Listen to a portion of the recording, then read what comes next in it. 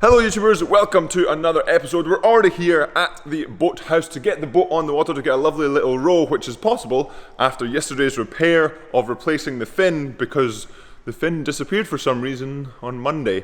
But thanks to Andy from Hudson for sending that over so quickly, and after yesterday's difficulty, hopefully all is working and staying safe. Today a little bit of a wetter one, which is a bit unfortunate, but rowing is a rowing sport, so regardless if it's wet or windy or not, you still go on the water. And unfortunately, I didn't bring my suction cup with me today, so there are going to be some different angles, maybe not some full rowing ones, just because it can't just be set and go, if that makes sense. But I think I'm going to be making a video about sort of attaching the GoPro to a boat, so make sure you're subscribed for that so you know when that video does come out. But now, let's get on the water in the rain, are you?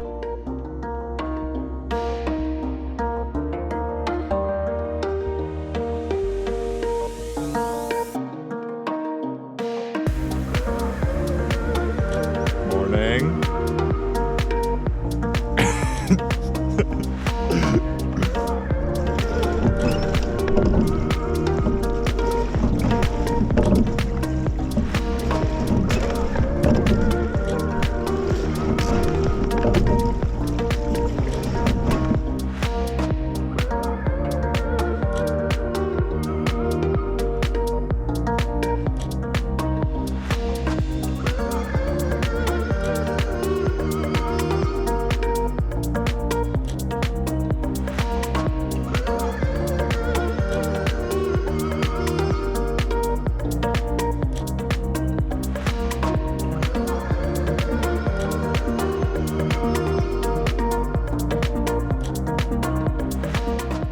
And we've made it off the water. The boat is in the boat bay and we're going to make a couple of adjustments. Just Charlie was seeing me scull and just, okay, it looks like this, it looks like that, maybe this thing can help. But basically moving the wing around because it looks like I'm not really in the center of the boat. So we're going to see if that helps. Probably do that now and then see if it helps tomorrow. But that's the benefits of having someone out actually looking on the water instead of just having sort of the GoPro looking at one direction. If someone's with you coaching, etc., walking in the bank, cycling on the bank, in a coaching launch, in a single, whatever it is, they can see the 360 picture rather than having just dribs and drabs of feedback.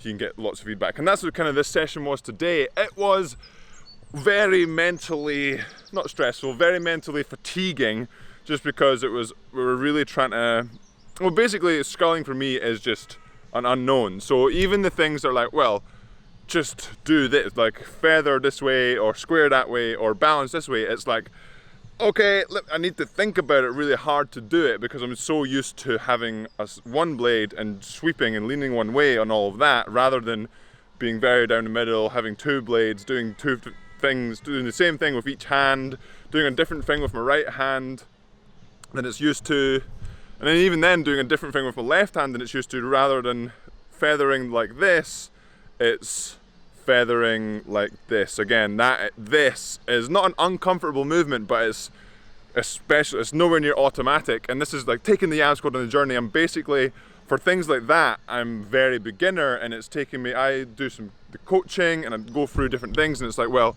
we have to ingrain and go through the process of getting autonomous to actually feel like we're be able to do it without thinking. And so right now I'm nowhere near that and I have to do a lot of thinking. So that's why it's quite mentally fatiguing. But I'm going to put the wing, change the position of the wing, and then go get some food, because remember, food is fuel. How you? How you? And Yam, have you got your food?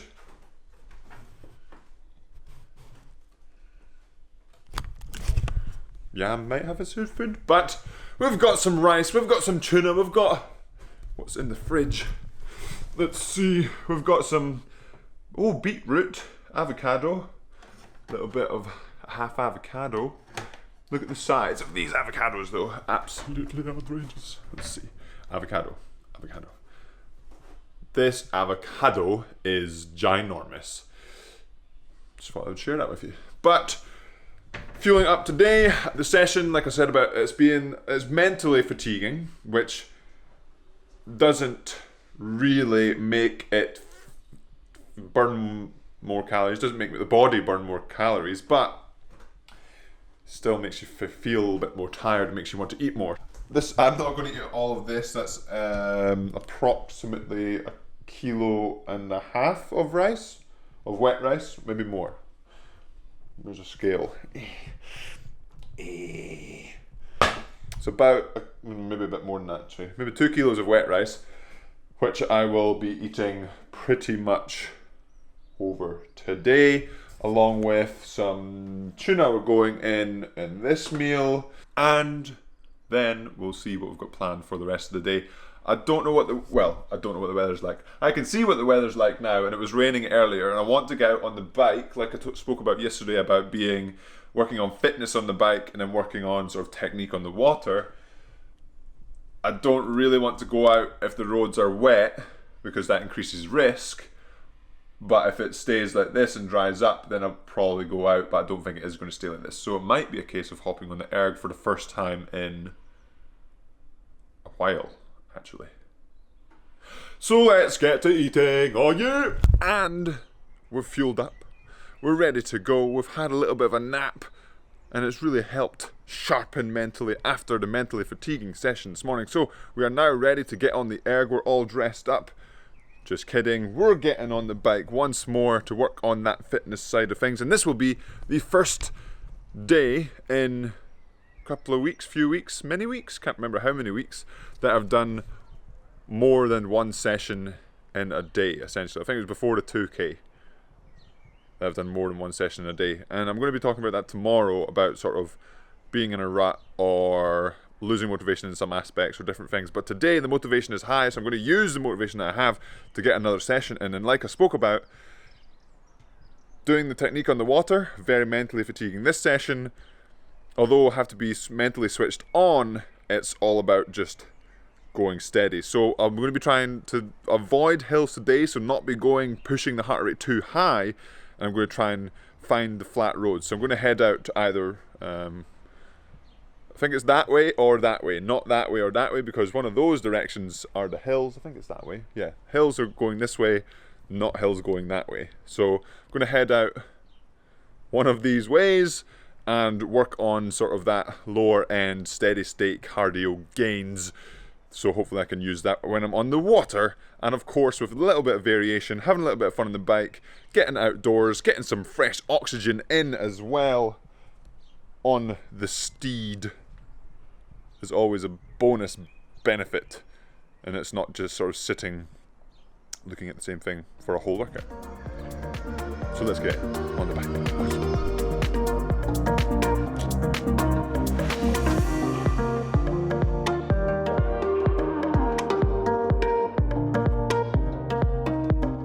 And we've made it back from the cycle. Hopefully to you there was a time lapse in there that you could see. Otherwise I've just left and came back like this, because the GoPro was being a bit weird about halfway. It said it was saving and turned off and turned on, and so hopefully it managed to save all the files, but you'll kind of know that by what you've seen. The cycle itself, pretty good. I went downhill out here and I was like, wonder what it's like to get to Bristol. So I decided, okay, let's go to Bristol. So I kind of found Bristol, but I didn't quite find the centre of Bristol, because it's a lot bigger than I thought it was.